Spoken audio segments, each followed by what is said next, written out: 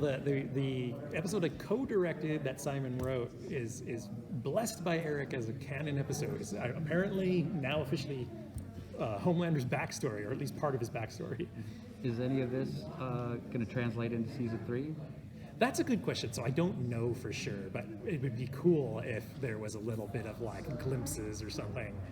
Or maybe a little ridiculous if like you cut to like Anthony Starr and then like he has flashbacks to animated, memories of his past. But yeah, that would be really cool if we got some sense of that at some point.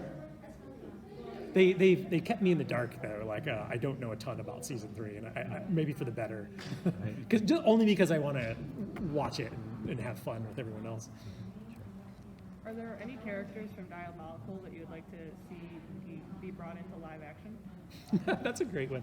I mean, it would be cool. Like, so Nubian Prince did appear in the pilot episode, but he's just sort of like on the news for like a second. And like now, I think now that I've sat with those characters for so long, it'd be cool to see him and Nubia, in an episode for sure. I think that one pops to my mind pretty quickly. Some of the other ones are a little, harder to picture, like a nutshell, but like booby face or something, it would be so weird. I actually,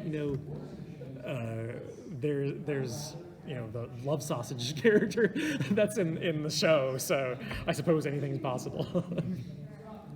Where's your love for this genre in general come from? You've done so many projects, man. Like, where does it come from? That's a good question. I mean, I just sort of go towards whatever interests me. It sounds like such a vague question, but like, if it's a video game that's out that I'm super into, I'm all about that.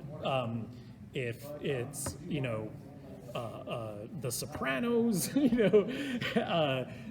I'm super into that. I'm the guy who goes to like the indie section at the comic book shop and gets a lot of indie stuff. I'm always sort of looking for less mainstream stories, but then I tend to work on mainstream stuff, so maybe there's something there where like I like the more smaller personal stories, and I try to like put that into an average episode of Green Lantern or The Boys or whatever.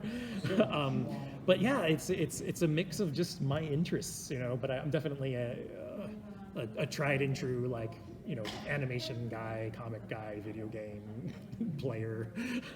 That's my interests. Heck yeah. On that note, how did you approach the 1.5 episodes that you specifically worked on?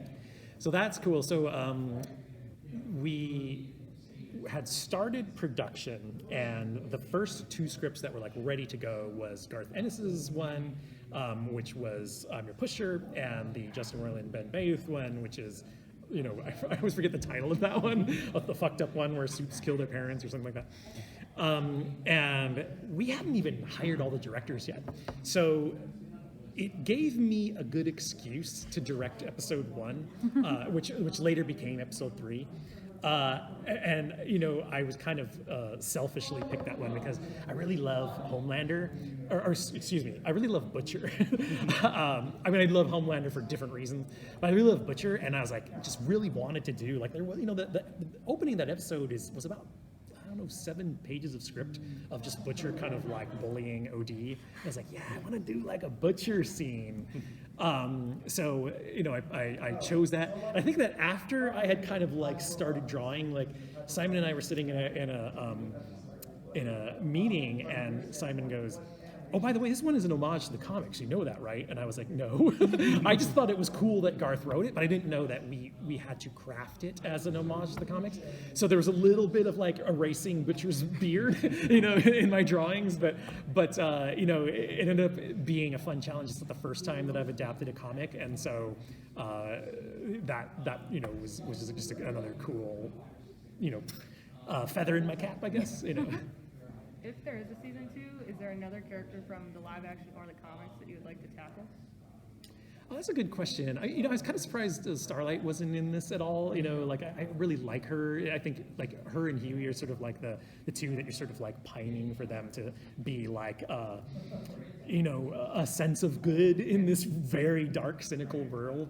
So that would be fun to sort of like see see her, maybe her and Huey do something together.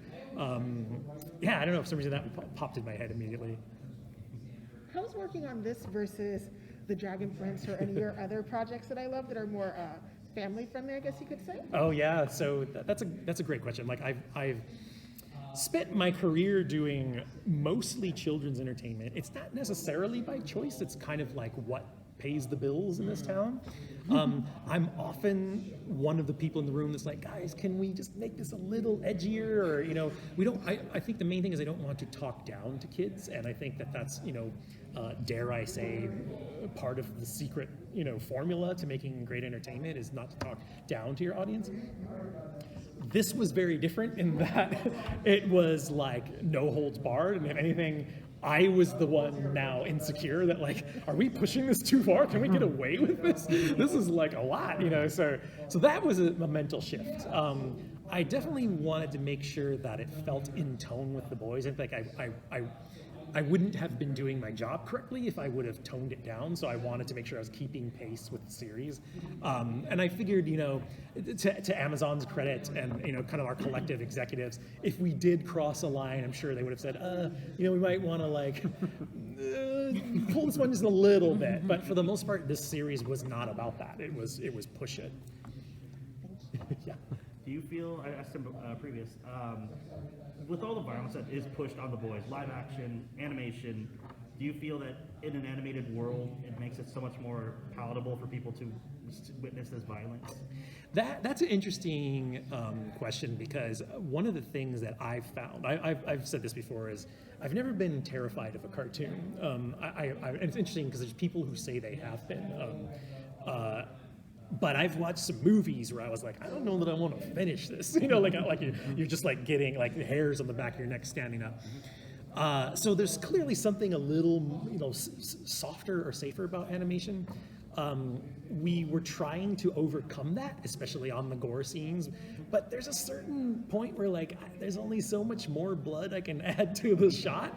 I told our designers, for example, you know, like when that poor woman gets her jaw ripped off, I was like, I'm not gonna insist that anyone pull reference to draw this, and I'm not going to check it either. I have no desire to do that. I'm actually quite squeamish in that way. So it's like, as long as it sort of feels correct, let's just go with that, you know? Can you go ahead? I'm sorry. Oh, I was just gonna say, since you've got, you know, someone like Seth Rogen making calls to creators, and you've got to have so many amazing ones in the first season, if you get another season, is there anyone you'd like to make a call to? Oh man. I have to make that the last question, okay? Thanks. Yeah, so gosh, who would I like? What would be fun? Oh man, I'm drawing a blank. You know, it's funny because they gave us this list of celebrities that are fans of the boys, and that was kind of part of the like, just so you know, these people, you know, you might want to reach out for like to do a voice or something. And one of the more surprising ones was President Obama. So I was like, imagine if he wrote one. That'd be sort of an odd, you know, exploration. So I don't know. That's my weird answer to your question. I support it. Real quick, can you talk about the process of whittling down a story to get the most punch for in a 10 to 12 minute window? Yeah, I mean, it's kind of part of the business. Like most scripts end up a little long and then they have to be edited. Most animatics, most episodes end up a little long and they have to be edited.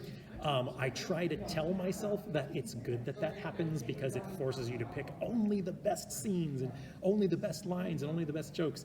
But it's usually a painful process. There's a lot of like, I really missed that joke, but I guess it's sort of redundant with the other joke we just said. So I guess we'll kill it.